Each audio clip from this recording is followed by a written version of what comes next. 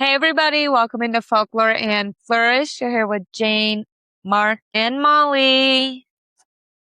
Can't forget Molly. She just got up from a nap. She likes to get pet and get naps when I'm reading the story. Oh yeah. And today her dad was here to just cradle her. She was running her claws through his beard. It was cute. We got a little comb job. Mm-hmm. That was nice. She's the one that does his mustache. Mm-hmm. Professional. She is. But yes, you are over here at Blue Box 29, and today is August 20th. Whoop, whoop. I don't know. Just wanted to go whoop, whoop. Whoop, whoop. Molly didn't like it either. She's like, no. Anyways, we only have 2 more days for week 3 of August, and then we're already in the final week. Wow. And I was talking about it in one of the episodes the other day. It might have even been yesterday. I don't remember. But we have like 120, 130 days left. Mm-hmm. That's pretty awesome, that we've gone this far throughout the year. I listened to it at work and I was like, holy cow. It shocked me how few days it is, how fast it is. And I think that's just really speaks to being in the moment and trying to stay in the moment. So those 100 and whatever days that we have left last a little bit longer. Yeah. And the fall months are so beautiful because we go from like the confidence of summer to like August, the pure self-confidence. Yeah. That comes with today's theme too, is that it's not all pretty, but then we get into fall and it's all about thanking others, remembering others, harvesting and acknowledging what's around us, what are we meant to do.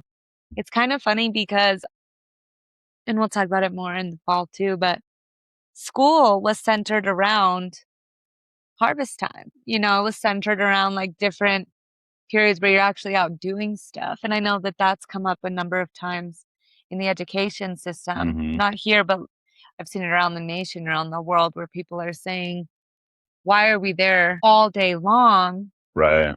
For all these months when we could be there less days throughout the week, less hours, and just, if we're going to treat it like it's a job, then why not treat it like it's a job? Mm-hmm.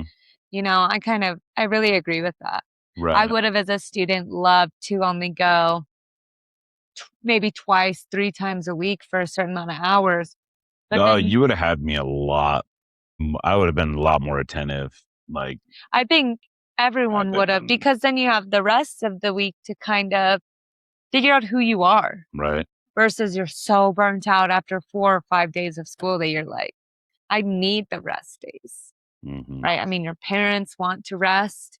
Your guardians, whoever it may be, want to rest because they're working too. So I don't know. I kind of like the thought of it though. And that's why I like homeschooling. My sister, she was homeschooling her kids and my mom helped, but they were done by, they just did it in the morning. Yeah. Their afternoons were free. So if you're a morning person or a night person, flip it. I don't know. Right, I just like that idea. Mm-hmm. That's why college and online classes, I know people don't like it because they want that face-to-face, but in reality, if AI or whatever was doing these jobs and we had more time to focus on our community, on taking care of our bodies, really taking care of our mind, getting more connected. That's why the movie Apocalypto, I really thought of that when I watched it today. Because just how close they all are. Yeah, there's some like really negative Nancy's, one that's are like don't like each other, whatever. But they came together every night and they were together. They didn't have entertainment in their homes, Mm-hmm. They didn't have distractions. It was then and there. It was really good. If you haven't seen it, it's one of the greatest movies. It really is. And you know how stingy I am about movies. Yeah, no, that is. There are a few classics that I haven't even gotten past 15 minutes because I'm You're like, no. I know this isn't going to be it. For me. Right. There's a lot of things that I've seen with AI where they've said that if AI took over, we wouldn't need jobs, but then we wouldn't have to have money either. There are so many things that it would do to where it really would. The power dynamic would shatter. Yeah. And that would come along with like, obviously the free energy and stuff to where nobody would have to go work to get that, to where we could truly be like it used to be, where we could be those artists Like when we were watching that show where they were all at court and people were just hanging out all the time. Like that's like kind of how it should be. And if you enjoy farming, there's going to be people that enjoy farming, right? Mhm. And they're just going to do that. But then there's going to be something that you enjoy doing that they could benefit from, right? Right. So then that's how that works is, I believe, could just go down and all the hard, nasty stuff would be done by the AI robots that are taking control. Yeah, it'd be nice to flip the script. The movies are all fear, fear, fear, fear, Yeah, fear, well, fear. We don't have control. What if it was like Disclosure Day, but like AI or whatever the aliens, they truly wanted what was best. And we allowed ourselves to indulge. And what if it was the best possible scenario? It's not, we're blasting everyone off that ever made a mistake. Yeah. Killing off evil. It's, is getting this kind of reset of focus on what matters. And if you didn't have to do stuff, Yeah. like you just said, some people are still going to do those things because they want to. It's not AI is going to take every farmer's job or AI is going to take your ability to paint or write or whatever. Yeah, it can. I mean, I saw a number of Facebook posts today. You know how I told you can always tell it's AI when it's just like a 5 to 6 word sentence and then another one and then another one. And I saw that in a number of people's posts today. Right. And it was kind of unsettling because one was about the kid and it was like maybe you wanted help writing it, but if it was an emotional thing that you were invested in, like you're saying throughout, it's kind of like how you said, if it's serious, why are you doing AI through it? Why isn't it you? And I felt that today and I was noticing it. And another person, like talking about financial struggles and saying how hard it is for her to speak up on this, but you're not being honest because those aren't your words. And both of them, I pulled them up like side by side because I pulled up my computer and had them, both of them. What is and isn't AI. Mine, and it's I think, great is to calmer use. too. Right.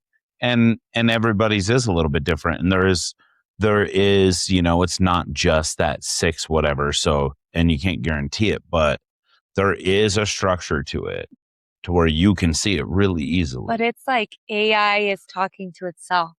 Yeah. Online, you literally, you change your words, let someone else write them. Your pictures are edited. It's completely fictional online. It's, I don't know. It's how many movies scary. and stuff have been put out that's that exact situation? And it would be cool if AI came in, whatever, aliens, whatever, and that's the first thing gone. Because wouldn't you think best case scenario, everyone's forced to actually show who they are and who they want to be around. And it isn't this, everyone's going to be seen as petty or whatever. No, you're going to start seeing those people be kind versus what you've seen online of them or vice versa. I don't know. It's just cool. But today, anyways, we're in the month of the sun and the flame bearer being us, right? And I don't know, if you get to see all of the images for each day, there's always a person there. It's just meant to be you in any way, shape, or form, male, female, like regardless of what they look like, it's meant to be you in any lifetime. So I'm not looking at it and going, this person doesn't look like me, so I can't relate. No, maybe that was what you looked like. We're all right. You don't know. Going through similar things.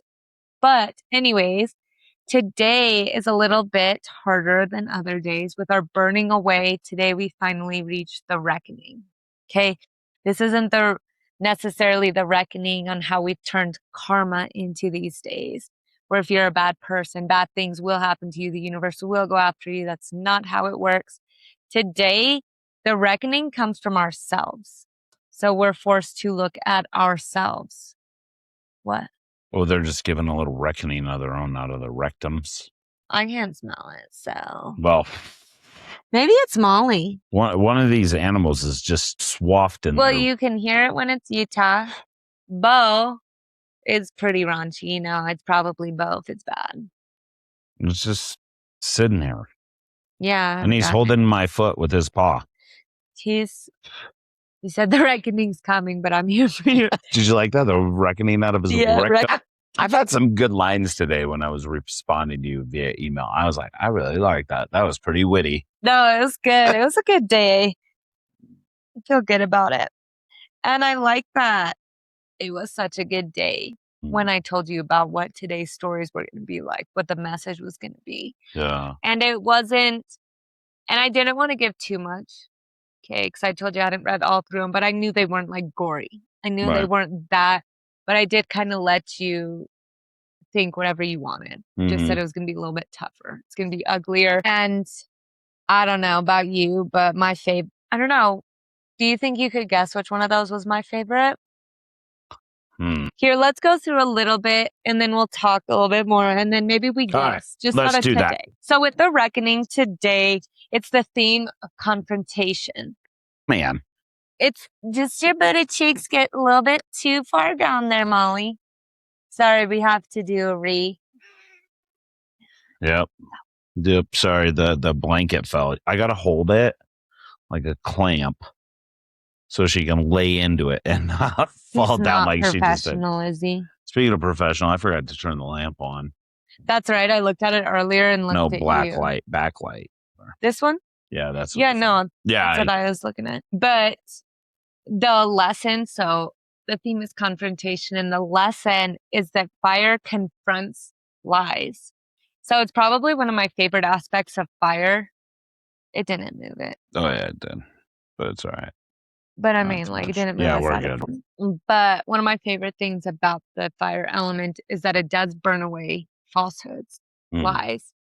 And maybe that's why we're a little bit afraid of it as human beings. Because it does. It's not just the idea that it touches, it hurts. So does the truth when we deny it for so long. Yeah. And today it's all about denying it for ourselves. It's not so much that this stranger, this person I see sometimes doesn't know who I truly am. Who cares? Right. Truly, who does care? Right. Maybe they want to know you, so they'll go out of their way. Maybe that'll formulate. But if it's not someone that you respect, it's not someone that's in your life that truly matters to you, who cares? You know, and I think it's a hard reality to face, speaking for myself, the identity of work friends versus real friends. I could love my work people, truly. But there's a big difference between that and, I mean, you've met my friend group. The way I behaved was completely different. Right. I mean, I used to think that wasn't okay. Like, I had to tell my coworkers who I was. I had to share things when we shared. Right. That's, I don't know. I think now that I'm out of that world, I really appreciate that separation. Yeah. I can like you and choose to share things, but the feeling of obligation. My big thing is I look back at all these different jobs I've had and how I had these great friends, right? Great friend group. I've only met one of your previous work friends. Every time I go somewhere, I get along with a lot of different people. So I'm able to hang out with a lot of different people now. I always have that friend group or whatever, but then I don't really hang out with them. I think the only one I've seen you around is Fergie, and that's been a while. And you worked with him a long time ago. Yeah, and that wasn't even like, I think we knew each other from before that even. I think maybe high school. He was in a different vibration than you were in for a long time, I think. Yeah, for sure. But so I've known, him for a long time. But other than that, like, I looked back at it and I'm like, man, I don't talk to any of these people anymore. And we were great friends. Yeah, we were at the time. And that's the thing is I don't believe I need to stay because we weren't, obviously. And there's no reason that we don't reach out. So why would I be worried about it? You look back and you just think, okay, the past is the past. And it doesn't need to, I don't need to bring it out and be like, oh, man, but when I bump into them, it's not going to be like, like head down. Yeah, no, I'll be like, hey, long time no see. I don't, and hope I don't feel the need at the moment to be like, oh, we should do something. Why? Because we saw each other and we feel like we should have to say that. I don't know what you would say in the moment. Now, maybe you truly feel that, but so many people say that. And I feel like it's almost like pop out. Why? We didn't. I think you've seen me do that a number of times. And I immediately thought of it. And it's been, I don't know if we've talked about it or not, but it's been something that I I've thought about a number of times because why? Yeah. Because if I have time, I have a list. And that doesn't mean I didn't love you. You weren't an amazing friend. Yeah. We had great times. But what are we going to do now? Yeah. I don't do the things we used to do. No, and that's a big thing is a lot of those people, like it was because we drank. Mm-hmm. And I don't do that. So it's like, what would... Well, and it wasn't just that. It was like, and I thought of my old roommate. Mm-hmm. Okay. And how we were really close. I mean, we got into a fist fight, didn't speak, then became friends again, then moved together, then got into a huge fight, not physical that time, but it was like bad. Wow. Like to where I got isolated from the people in that town. Yeah. Like it wasn't just isolated, but they were out there like trying to harm me in some ways.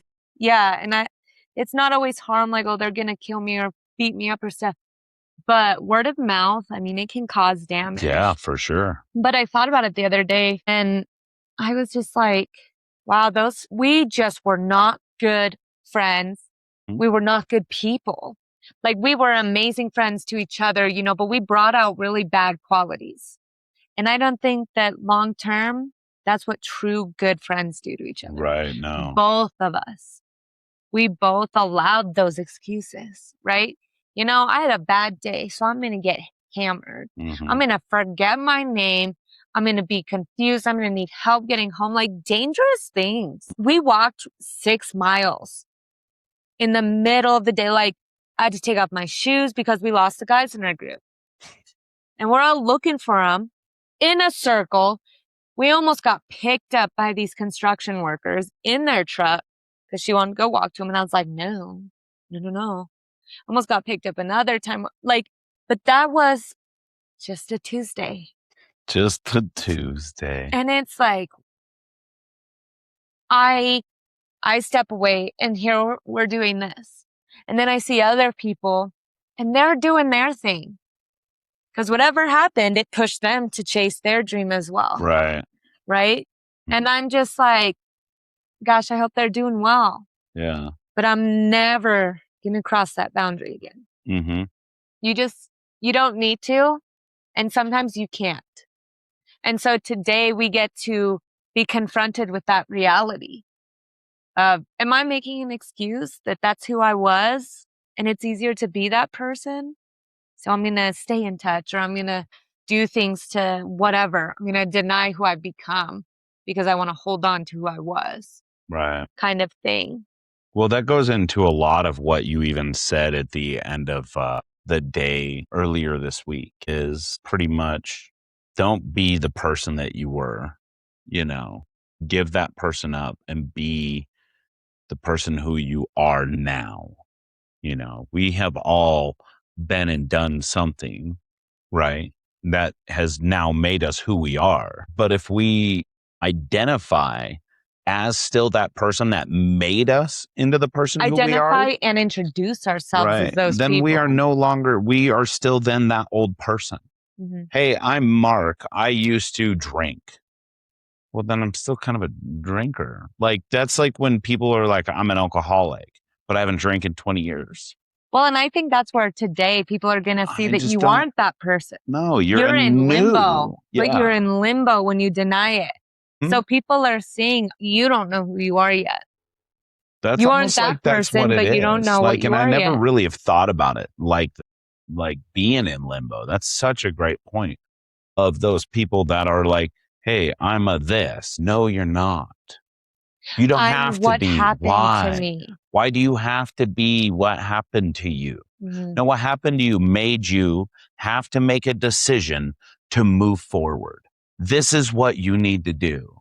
Because if you do this, man, great things are going to happen and you're going to feel great about yourself. Those great things are all in benefit to you because you want them to be. You just have to choose that. And as soon as you choose it, great things happen. You know what kind of came into my head when you were saying that was when I was in school, the guest speakers that came in, that's exactly what they were. They made their living on the things that happened to them. Yeah, true. Like their story of what happened to them. And you see that And it was before, like, I guess it was kind of when it started, but before influencers and stuff.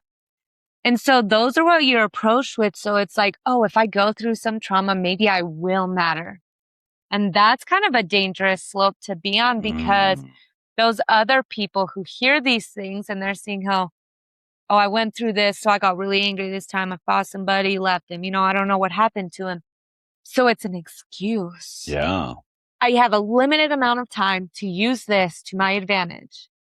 And that's, I don't know, it just popped into my head when you said that, because people have made their living on what happened to them. Yeah. And projected that on kids. They were paid thousands to come in and say, if you go through this, you got it. Yeah. Tell your story, make thousands, make millions. And is that what they were doing it for? Maybe. No, maybe, but I don't think so. And I'm not saying the money wise. I'm saying I don't think that those people that came in were trying to put that into our minds. Bad things happen, use it as an excuse, then go make money off it. I do not think that's what they were trying to do. But now looking back, it's like when you look back and you're like, oh, maybe that wasn't okay. Why are we romanticizing these terrible traumatic events? I think everybody needs something to wake them up. Like each individual soul signed up for, hey, I'm gonna need to really smack across the face a few different times. I think that was me. Because looking back in like a lot of the stories that I've told you of things that have happened in my life that I've got to experience, things that I'm currently working on, where other people will get to know what I'm talking about, is that should have woke me up a long time ago. But I was like, nah, I'm going to take the hard road and let's go left, when all I had to do is slightly just go with the flow. Yeah, it might go like this, but it's a lot smoother than going on over all these bumps that I went over, Right. So I think, another thing that's kind of hard is that I feel like you've seen me at my ugliest. I never saw you at your ugliest. And I'm not saying show me your ugliest. If it happens, I hope I can embrace it or whatever. No, but I mean, like, we don't drink. I fell off the wagon a couple months ago. Yeah. And it was bad. It was arguably one of our worst days together. Yeah, for sure. That was my life for 15 years, every day. Yeah, no. And it was like one day and was like, so yeah, that ugly side that happened, that moving forward, that slipping and realizing like, this is why. It's not because, I can't handle my drink, I can't whatever. It's because I choose to pick fights. I choose to create situations where fights, going into settings where I knew exactly what was going to happen. Right. And when did I go? When you weren't there. Right. And no, I'm not saying like anything like infidelity or anything was out in public, but as we see in our stories today, it's not just about confronting that ugly and saying, I have to show my partner the worst part of me. It's confronting yourself with a little bit of grace too. Okay, you fell off the wagon. Now what are you going to do with it? It's falling off once, twice over 10, whatever years it may be. Okay. But when it's becoming a pattern. Right. And it's hard to distinguish between that pattern starting at 2 or 3, really, in my head, and I don't know if it's the same for you, but I think 3 is you're at a pattern now. Right. If I fall off the wagon every 4 months and I've done it for the 3rd time now, no, that's a cycle. Yep.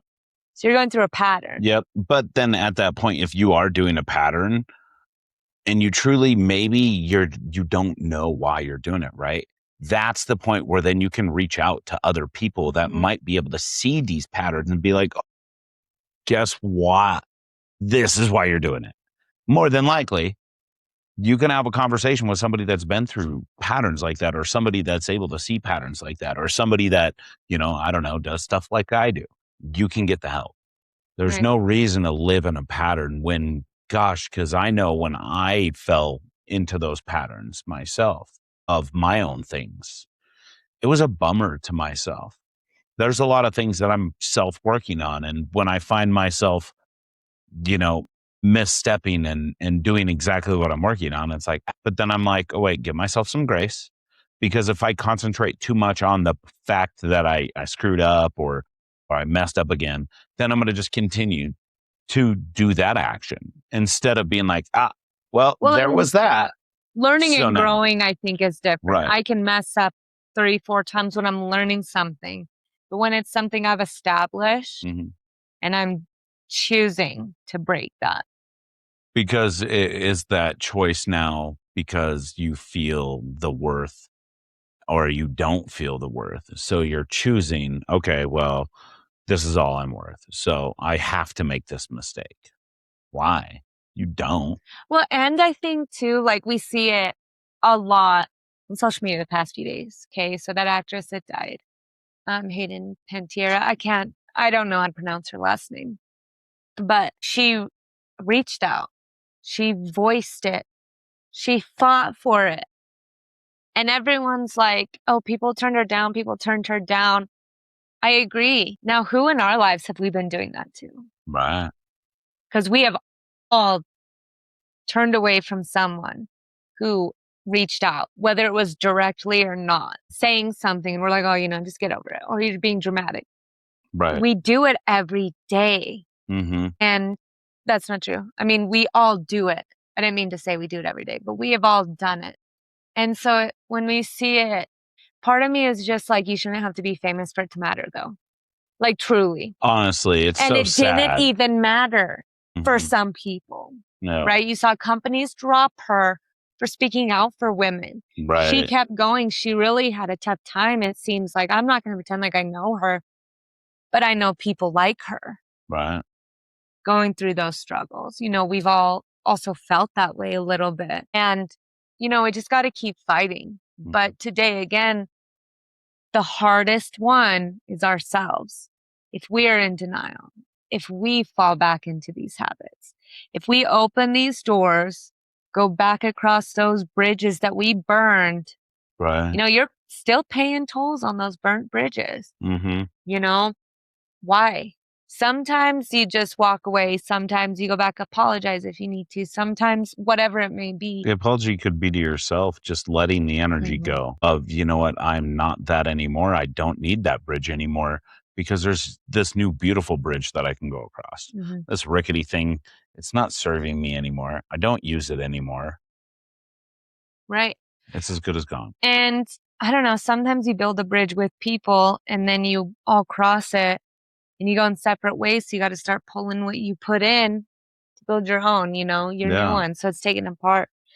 But a reason that all that's important is because today we get to see a little hint of some of the uglier stuff that's happened. Did you want to guess my favorite one yet? So we have a Hindu, Meshika, Norse, and Slavic stories today. I'm going to say it's the Hindu one. Oh, really? You think? Why do you think that? Because it's Hindu. Okay. No. Okay. Is that your favorite? Because it's Hindu? Maybe. I like the final one. Yeah. Yeah. I really like that one, honestly, because I don't know. I think if you know me, I just like the sense of you cross the line and there is a consequence. You chose to make this boundary. Yep. You chose to cross it. Right. You will get the consequence. Exactly. I really like that. I think that that's simple. That's the way that it is written out in this tale, on this version of it. And I just really enjoy that. Yeah. And I'm saying, like, if you know me, like anybody listening, if you know me and you hear that, and be like, yeah. But it's like cause and effect of I earned this. This is, And the way they talked about it, forging stuff, right? We talked about the forge yesterday. Right. It's not just magically coming out as a sword. No. Right? It doesn't magically come out as this beautiful piece of artwork or whatever it may be, weapon. No, it takes that hammering, that testing, that all of these different aspects. But there's also those cases you see in like Forged in Fire, where it's been tested too much. Right. It's gone beyond its limits and it's broken. it's whatever. And even though these are master craftsmen, it's not going to go back to the way it was. Right. And I really like the sense of, as bad as it sounds, of when marriage mattered. You know, you remember when even, I don't know how long ago it was, 30, 40 years ago, when you wanted a divorce and you had to prove that you guys needed one? Like you had to go through these steps. You know, there were consequences to the way that you behave. Right. I mean, there are still places like the military, I believe. If you cheat on your spouse and they leave or it comes out, I think you're like lowered down, That's not good as demoted far and as I stuff. Yeah. know. Yeah. And that, I may be wrong about that, but there are other cultures where it's very similar too. Mm-hmm. And I just really like the sense that it didn't say you can never mess up, but it also didn't say go out and cheat. It said you've Right. created a boundary. Mm-hmm. You will live, you will die, you will learn by that boundary. Right. And I really like that. I like how it's not, well, he did this. Well, she was no. Yeah. You said good or bad. Yeah. Happy days, really bad, terrible, awful days. Mm-hmm. You know, and I feel like we substitute temptation with opportunity a lot of the time. Today and again, this story I just really like Yeah. because it doesn't care if it's an opportunity or a Yeah. temptation. And I just really like that straightforward fact because you could do something wrong. Me, my friends, we've all seen each other at some tough times where we've been in the wrong, you know, and that doesn't mean they're a terrible person. That doesn't mean you turn your back on them. You Mm-hmm. know, we're all tested. We've all given into temptation. Right.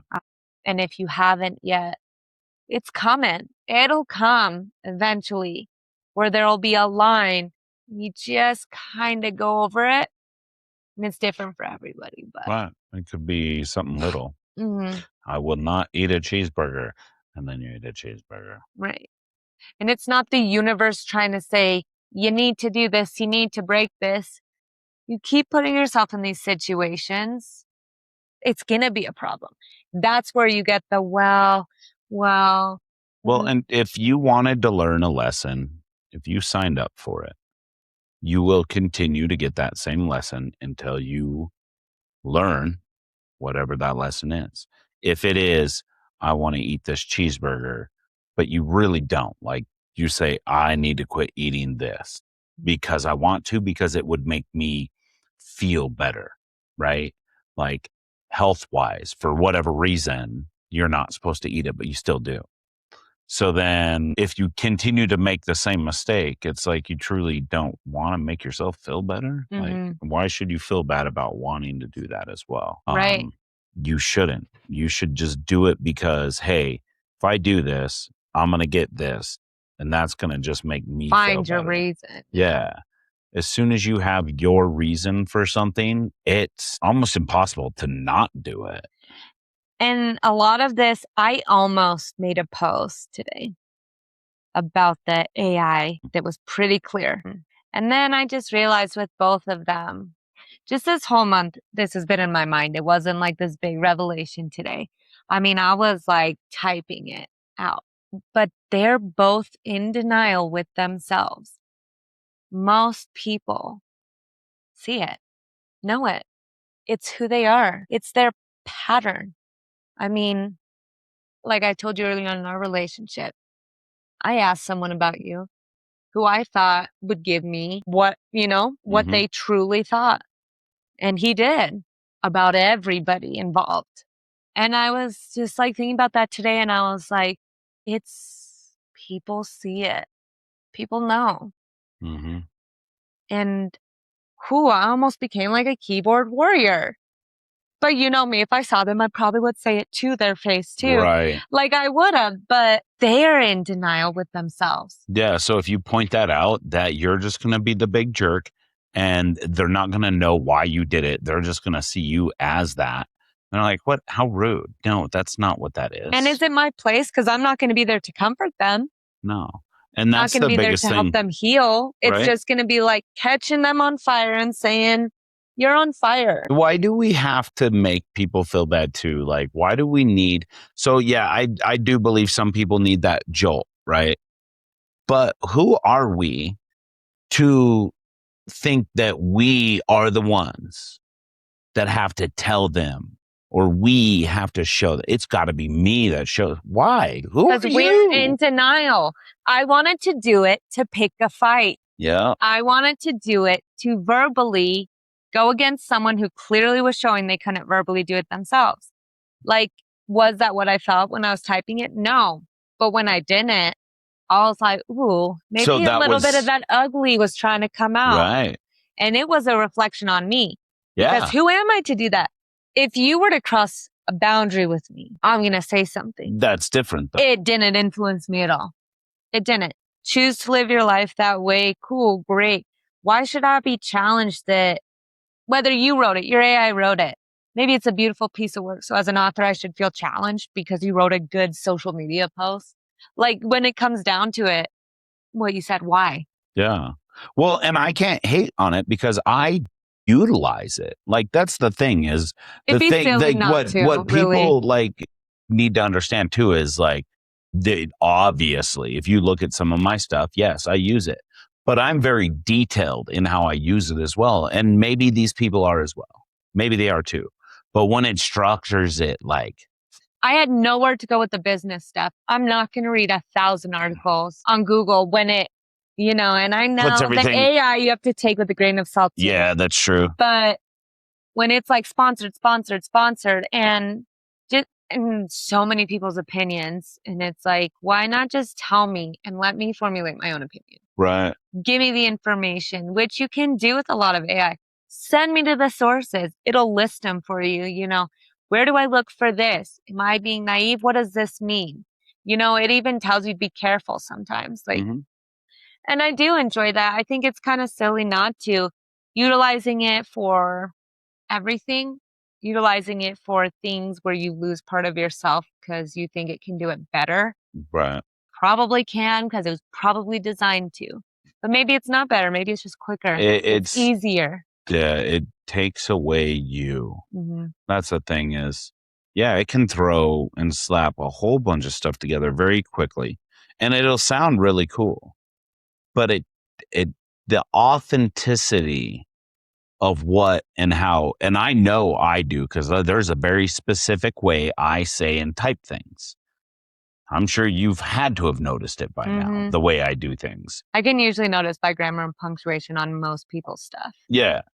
And now I can slow it down when I like actually care, like if it needs to be structured and I can structure it. But man, that's not We often. do too much writing. Why? For every message between us to be broken down in perfect structure. Yeah, no, and it's just like dot. Sometimes I'm like I should try to recorrect a few of these grammatical errors, but it's more of like because I'm just like not. I don't care if it's wrong sometimes. And I call you out on misspellings, not because I'm trying to say you're a big goofer, but because it's funny. Like I find it fun when so you meticulous say, about yeah, but the way you say like a certain thing, it's like, wait, I'm handing people things. What am I handing them? Tell me now. I'm handing. Yeah, whatever. I was something to hand. Handing with people. I was like, how do I hand with people? Is it just you're walking around shaking their hand? It's so easy to tell everyone else the truth about who they are. Yeah. But what truth burns us? What's the truth about ourselves that burns? So like that's a question today. And it doesn't mean that, and you'll hear it in the stories, a daily threat. That doesn't mean I'm going to make a list of everything good and bad about myself and really attack the bad. Right. No. Give yourself grace for one. Some of us may be at a point where you've given yourself enough grace, though. That's very true. You've avoided it enough, and that's why it's going to hurt so bad. The more you avoid it, the more grace you continue giving yourself, the more excuses over the same thing, the worse the reckoning is going to be. That's true. So we create our own reckoning for ourselves. And regardless of what you believe in, that's kind of the point of faith. is that something somewhere is going to hold us accountable. So even if we deny about who we are at the end, something is going to be there and go, so what did you do with it? Yeah. The life you were given. Did you even discover who you were? Mm-hmm. That would be sad to not. Well, it's like that. I don't know if it was something I read or a movie we watched, but no, it was the thing that really kind of kicked me into gear with my spirituality. Was I read this thing that said at the end of the road, you'll meet with God. You know, I was raised in a Christian family, so it was through that aspect. You're going to meet the Father who's going to look at you and say, what did you do with my son who hung on the cross for you? Because he did too, but that was his son that suffered. And that like scared me. It was like that Denzel Washington thing where all those ghosts of the regrets and the dreams and everything that you didn't bring to life, the dreams, the passions, the skills, the talents that you let die with you. What are you going to say to them? Right. Those are all just different forms of God or whatever you believe in, truly. And that scared the living crap out of me. I think that's what caused me to go down this path of I started going into work and I didn't believe in it. I didn't believe in work. I didn't believe it was doing what I wanted to do, what I intended to do. Felt like I was trapped, and it all boiled down to those things. And you know, you've met my family a number of times, right? And how my dad's told me I'm just like very extreme. There are times when you can't keep giving grace. You have to walk away.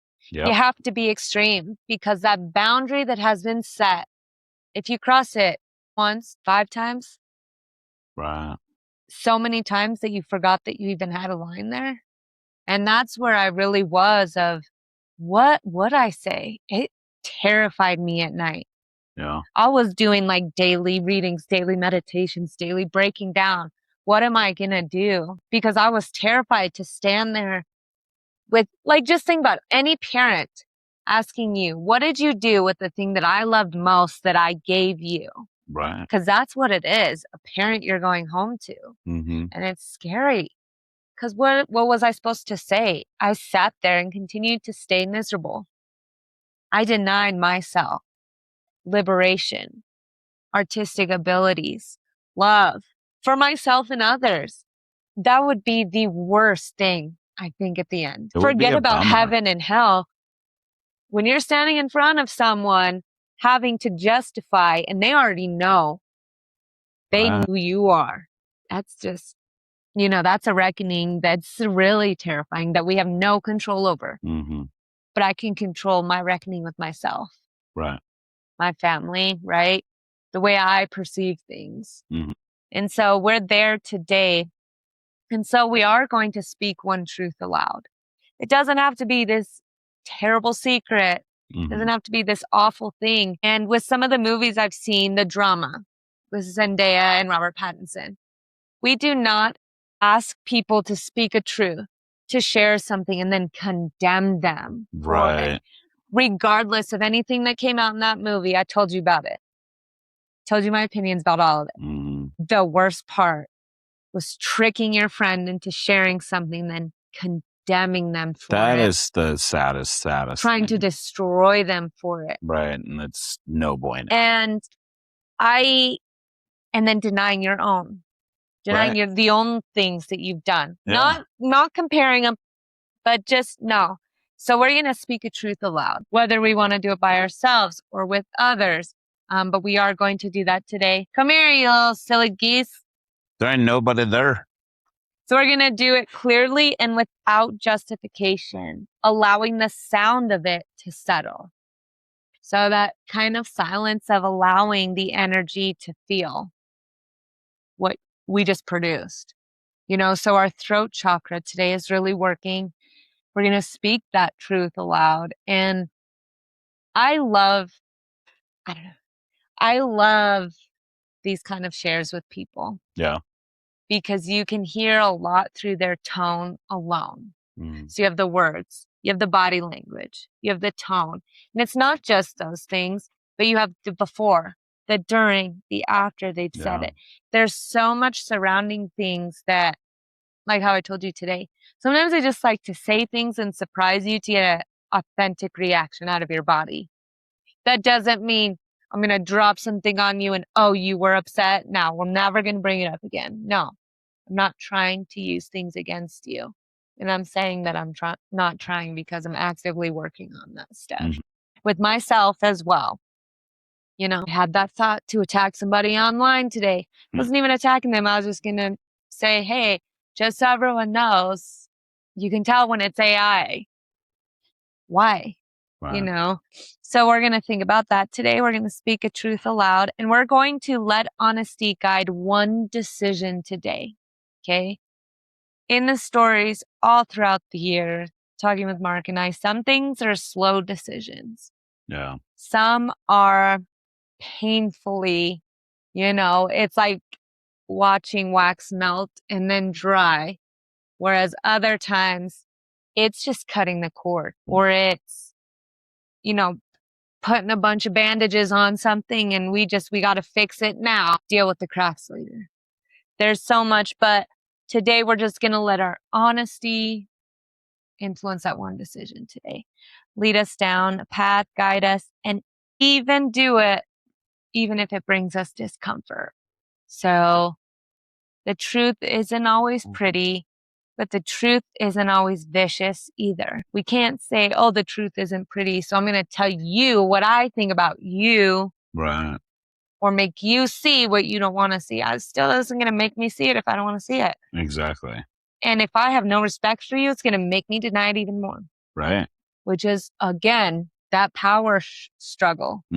Giving, taking, we're just going to allow ourselves to be in that discomfort, not justifying the truth, not overthinking it, because the comfort does come. It's not right after the discomfort, right? You get that discomfort, you get that kind of limbo-y kind of feeling like you're floating, and then things start to settle.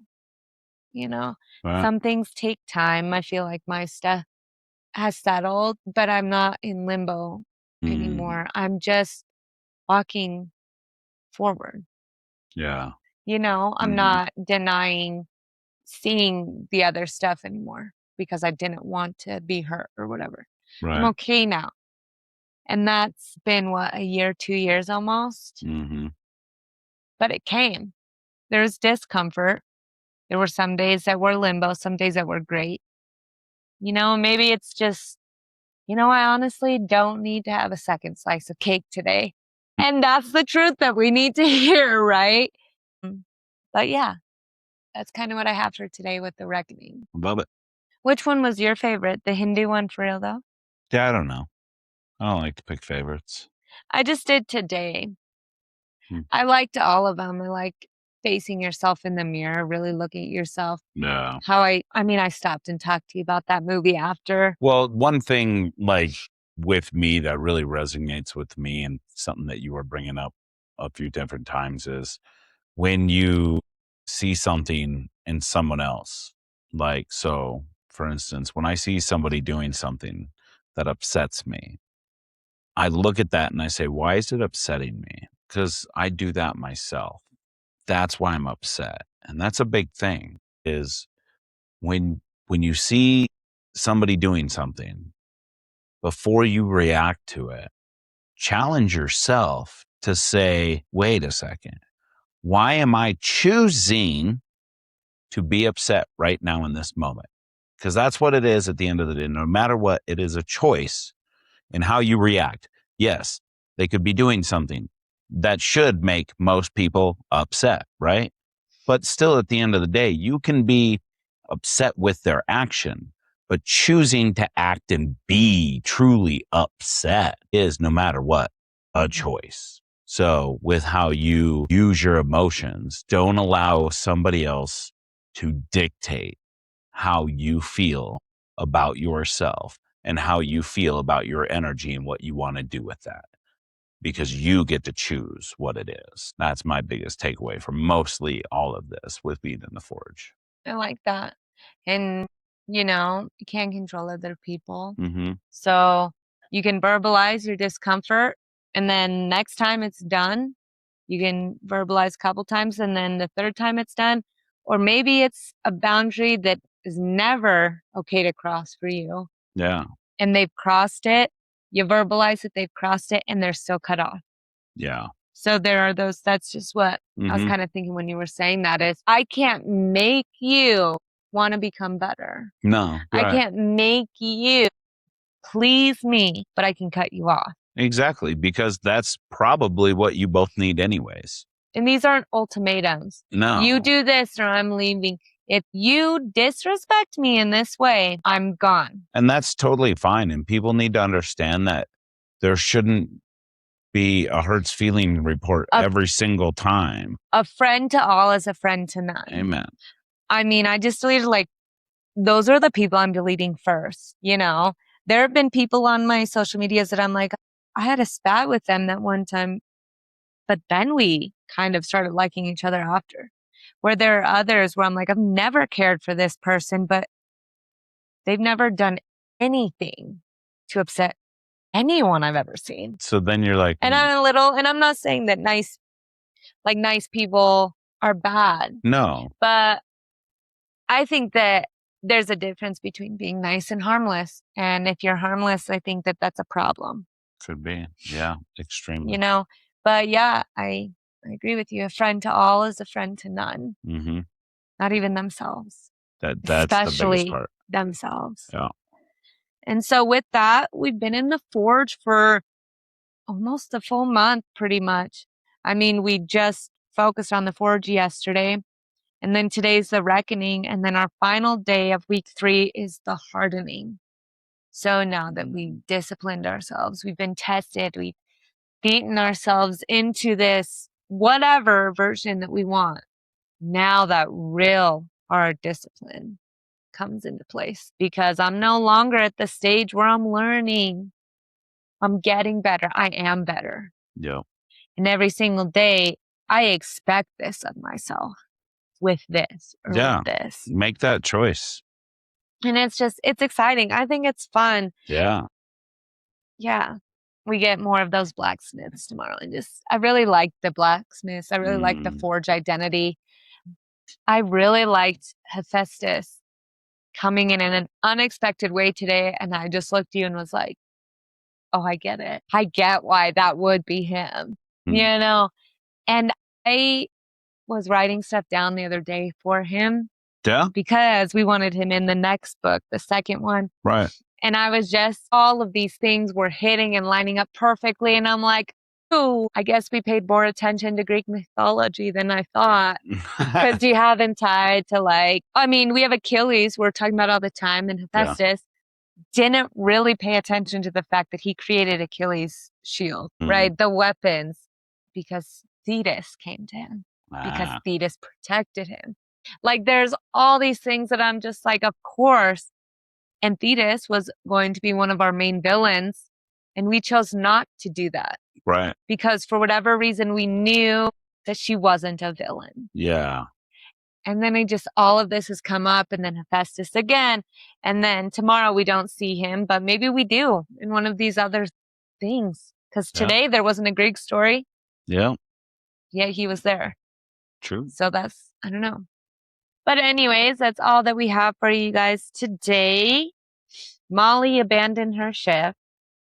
She had enough. She couldn't take the crop dusting of the dogs, apparently. Unless that was her dusting the crops. No, she would have jumped up and left right away.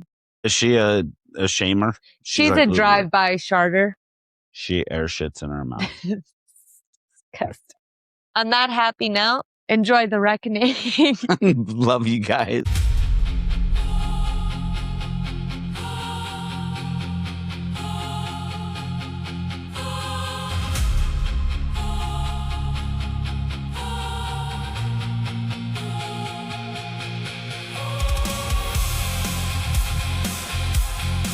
Before we begin, I want to take a moment to honor the cultures behind the stories we are about to explore. The tales shared here come from many peoples, lands, and traditions.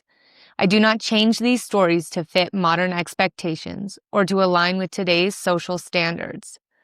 Instead, I present them as they were told, sometimes beautiful, sometimes harsh, sometimes challenging. We are not here to judge the past, but to understand it, to listen, to learn, and to honor the ancestors who carried these stories forward. We also share stories from various religious traditions. These are presented in their historical and spiritual context, with respect for their beliefs that they represent. Every culture deserves respect, context, and acknowledgement, and this space is dedicated to doing exactly that.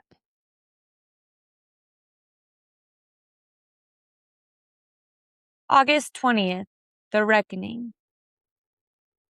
Story 1, Kali and Raktabija, the blood that would not stop.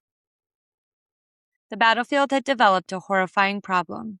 Every successful strike was making the enemy stronger. In the Devi Mahatmya, the great goddess Chandika and the divine feminine powers known as the Matrikas were fighting the armies of the Asuras when Raktabija entered the battle. His name evokes the terrible secret of his power. Rakta, meaning blood, and Bija, meaning seed. His blood was itself a seed. Whenever a drop from his wounded body reached the earth, another warrior like Raktabija rose from it, equal to him in strength, courage, and ferocity. The goddesses attacked. Indrani struck him with the thunderbolt. Vaishnavi attacked with the discus. Kumari drove her spear against him, while other divine powers struck with sword, tusk, and trident. Their weapons worked. They pierced him. They opened his flesh. They made him bleed. And that was precisely the disaster. Every wound scattered blood across a battlefield, and every drop touching the ground became another Raktabija. Those new warriors fought too, and when they were wounded, still more blood threatened to multiply the horror. Soon the battlefield was filling with copies of the enemy the goddesses were trying to destroy. The harder they fought him in the ordinary way, the longer the problem became. The gods watching the battle were terrified. Then Kandika understood what had to change. She turned toward the terrifying goddess Kali, who in this episode is also addressed as Chamunda, and commanded her to open her mouth wide. Kandiki would continue striking Raktabija, while Kali was to move across the battlefield and catch his blood before it could touch the earth. The next attack began. Weapons tore into Raktabija again, but now Kali was waiting. She drank the blood flowing from his wounds. When new Asuras sprang from it, she devoured them before the multiplication could continue. Kandika struck. Kali drank. Raktabija fought back with his club, but his own extraordinary power had finally been understood. The blood that once guaranteed his survival could no longer reach the ground. No new army could rise to replace him. His seemingly endless multiplication stopped. His blood diminished, and at last Raktabija fell. The Devi Mahatmya does not soften the scene. Kali is terrified because this is a battle requiring a terrifying answer. She does not defeat Raktabija by pretending his power does not exist, nor do the goddesses win by repeating the same attack indefinitely and hoping for a different result. They recognize the mechanism that has made him nearly impossible to destroy and confront it directly. Raktabija could survive every wound as long as the source of his multiplication remained untouched. Once the goddesses understood what was actually feeding him, his greatest protection became useless. Story 2, The Smoking Mirror and the Fall of Toyan. There are enemies who attack with weapons, and then there are enemies who make you destroy yourself. In the tradition surrounding the legendary city of Toyan, the great priest-ruler Seacatl Topiltzin Quetzalcoatl governed an extraordinary realm remembered for abundance, sacred knowledge, artistry, and order. Quetzalcoatl was devoted to religious discipline, and Tauyan flourished beneath his authority. But watching him from the shadows was Tezcatlipoca, one of the most formidable divine powers of Central Mexican religion. His name is commonly rendered Smoking Mirror, evoking the polished obsidian mirrors associated with divination, vision, sorcery, and the unsettling power to reveal what ordinary sight cannot. Tezcatlipoca did not march against Toyon with an army. He arrived through deception. In one famous cycle preserved in Nahua sources, he disguised himself and came before Quetzalcoatl carrying a mirror. The ruler looked into it and recoiled at what he saw. Rather than the perfected, sacred figure he imagined himself to be, the mirror confronted him with his own human face, age, and physical form. Disturbed by the reflection, Quetzalcoatl withdrew, and Tezcatlipoca offered what appeared to be comfort, a drink presented as medicine. It was pulque, the fermented drink made from agi. Quetzalcoatl initially resisted, bound by the disciplines of his priesthood, but Tezcatlipoca persuaded him to drink. One cup became another. Intoxication overcame the ruler, and the carefully maintained order of his life collapsed. In important versions of the story, Quetzalcoatl called for his sister or sacred companion, Quetzalpéhuatl, and the two drank together. By morning, what had happened could not be taken back. Quetzalcoatl awakened beneath the weight of shame, convinced that he had broken the sacred discipline upon which his authority rested. He wept. He composed a lament. Then he abandoned Toyon. Tezcatlipoca's victory continued beyond the fall of one ruler. Other tricks and disasters followed in the traditions of Toyon's collapse, and the magnificent city that had appeared almost untouchable entered ruin. The smoking mirror had done what a straightforward assault could not. It exposed weakness, distorted perception, tempted, humiliated, and allowed the victim's own actions to become part of the destruction. That is why Tezcatlipoca remains such an unnerving divine figure. He is not merely a simple villain standing opposite a simple hero. Nahua traditions associate him with conflict, rulership, fate, transformation, divination, night, and the instability that can overturn even apparently perfect orders. Quetzalcoatl's downfall at Toyon survives as one of the great stories of that instability. The mirror did not strike him. Pulque did not force itself down his throat. Yet, Tezcatlipoca understood exactly where pressure should be applied. By sunrise, a ruler who had seemed secure upon his throne could no longer bear to remain in his own kingdom. The reckoning came not when an enemy finally conquered Toyon from outside, but when the smoking mirror found the fracture already waiting within. Story 3. Loki bound and Searcher unleashed. There would come a point, Norse tradition warned, when the things the gods had restrained would no longer remain restrained. Before that final breaking came Loki, whose cunning had repeatedly carried him across boundaries that no other figure dared approach, until the death of Baldur finally brought consequences from which even the great trickster could not talk his way free. After Baldur was killed, the gods sought his return from hell, but the attempt failed when one being refused to mourn him. A figure Snorri Sturluson identifies as Loki in disguise. The god's fury finally turned fully upon him. Loki fled into the mountains and built a house with 4 doors so that he could watch every direction for those coming to capture him. By day, he sometimes transformed himself into a salmon and hid beneath the waters of Ragnarök, studying how the gods might catch him. He even began weaving the first model of a fishing net, but when he saw the Aesir approaching, he threw the net into the fire and leapt into the river. The ashes betrayed him. The wise Kvasir saw the burned pattern and understood what Loki had made, so the gods recreated the net and dragged it through the water. Loki escaped once, then again. Finally, he attempted to leap over it, and Thor seized the salmon in his hand. Loki was caught. The punishment that followed is among the darkest scenes in Norse mythology. The gods brought Loki into a cave, bound him across 3 stones, and fastened a serpent above him so that the venom dripped toward his face. His wife, Sigyn, remained beside him holding a bowl beneath the serpent, catching the poison drop by drop. But whenever the vessel filled, she had to turn away to empty it. Then the venom struck Loki's face. He convulsed so violently that the earth itself shook, and Norse tradition explained earthquakes through the agony of the bound god. Yet the binding was never supposed to last forever. Loki would remain there until Ragnarök, when the restraints holding the old world together would finally fail. The wolf, Fenrir, would break loose. The great serpent, Jormungandr, would rise from the sea. Loki himself would become free and travel into the final conflict with the enemies of the gods. And from the south would come something the Aesir could neither imprison nor bargain away.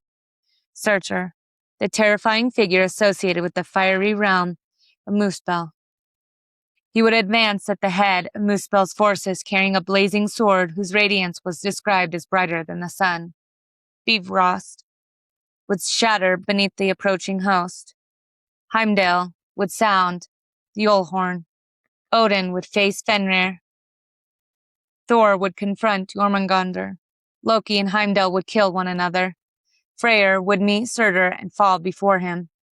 And when the battles had consumed gods and monsters alike, Surtur would cast fire across the earth until the world itself burned. The old order would not survive. The bindings, bargains, walls, weapons, and protections that had delayed catastrophe would finally reach their limits. Yet Norse tradition did not end the prophecy with an eternally burning corpse of a world. After the destruction, the earth would rise again from the sea, green and renewed, and life would continue beyond the world the gods had known. Ragnarök therefore carried a brutal truth. Even the gods could not preserve an order forever simply because they wanted it preserved. The things bound beneath that order were still there. Eventually the chains broke. Eventually Surtur came, and when the fire arrived, there was nowhere left for the old world to hide. Story 4.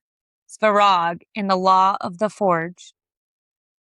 Before the old Slavic gods were pushed into the shadows of fragmentary chronicles and surviving folklore, one name became bound to fire, the forge, and the ordering of human life: Svarog. Unlike gods whose stories survived in long epics, Svarog reaches us through scattered medieval testimony, and one of the strangest accounts appears in the Hypatian Chronicle, where the Slavic translator adapted an older Byzantine chronicle and identified the divine smith Hephaestus with Svarog. In that account, the age associated with Svarog begins with something humanity had supposedly not possessed before: iron weapons and tools forged by fire. Tongs were said to have fallen from heaven, and people learned to forge weapons rather than fighting only with stones and clubs. Fire had entered human hands in a new way. Ore could be heated until it softened, impurities beaten away, and shapeless metal forced beneath the hammer into something deliberate. But the chronicle does not stop with smithcraft. It immediately connects Svarog with another kind of order: law. During his reign, the account says, marriage was formally established and sexual betrayal was met with severe punishment. The chronicle's language is brutal, describing death for those who violated the newly imposed marital order. Whether this represents an authentic pre-Christian myth, a medieval reinterpretation, or a fusion of Slavic and Byzantine material is impossible to know with certainty. But the surviving image of Svarog is striking.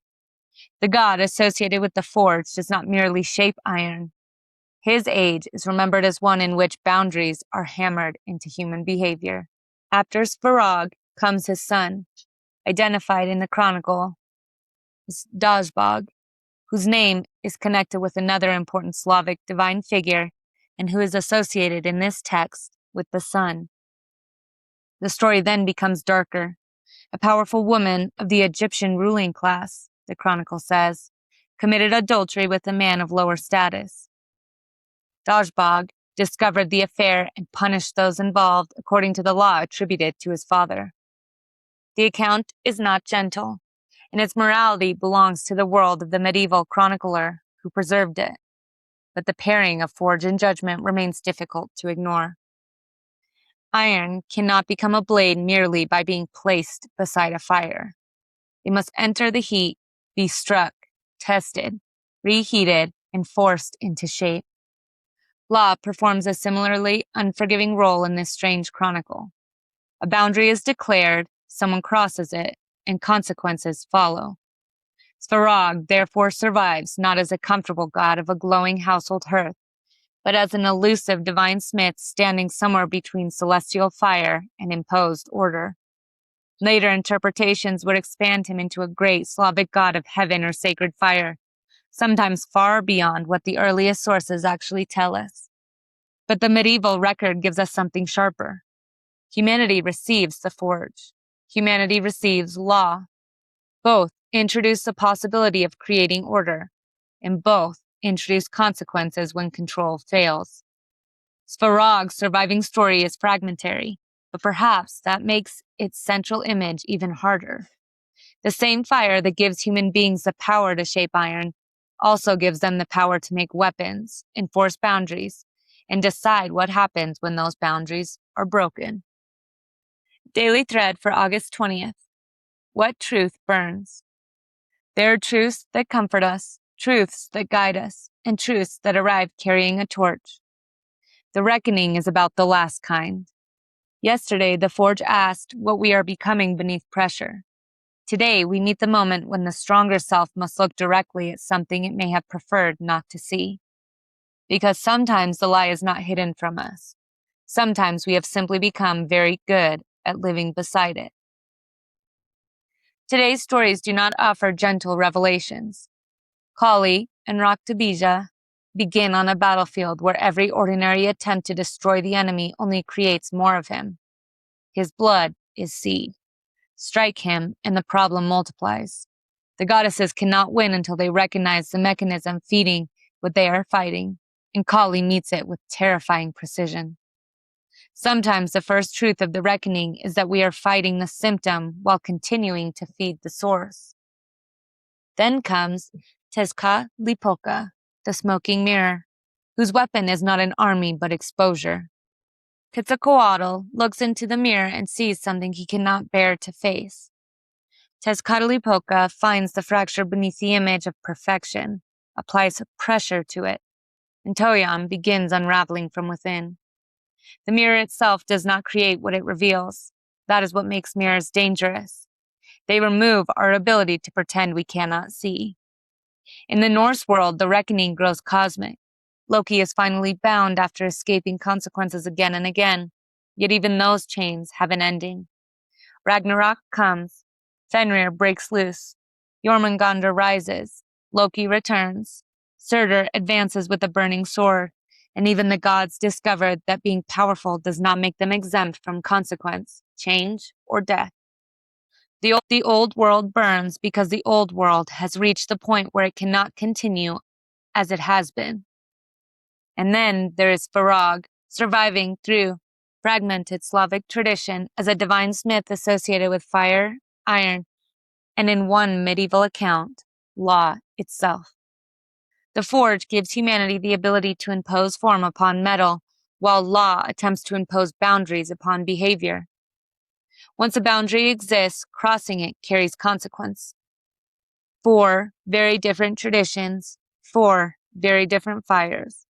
Yet all of them bring us to the same uncomfortable place. Eventually, something has to be faced.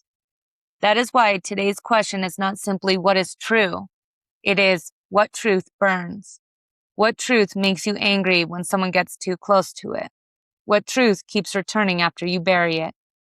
What truth have you dressed in excuses because admitting it would require you to change something? Maybe you are staying somewhere you already know you have outgrown. Maybe you keep calling something temporary that has become a pattern. Maybe you are waiting for an apology before allowing yourself to heal.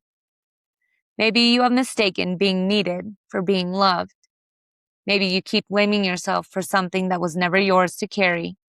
Or perhaps the truth that burns is not painful because it condemns you, but because it frees you from an identity you have become accustomed to inhabiting. Maybe you are more capable than you have allowed yourself to believe. Maybe the dream you keep dismissing is the one you actually want. Maybe you already know what decision needs to be made. A reckoning is not an invitation to become cruel with ourselves. Truth without compassion can become another weapon, and punishment is not the same thing as transformation. But compassion without truth can become permission to remain trapped. We need both. So today, find your smoking mirror. Name the Raktabija whose blood keeps multiplying. Notice the chain that cannot hold forever. Stand before the forge and ask which boundary you already know has been crossed. Then ask one final question. If I stop defending the version of this story that makes me comfortable, what would I finally have to admit? You do not have to solve everything tonight. You do not have to burn your entire life down because you discovered one uncomfortable truth. Just stop feeding the lie. That alone changes the battlefield. Some truths burn because they destroy us. Others burn because they destroy the illusion that was keeping us from ourselves. The reckoning is learning the difference.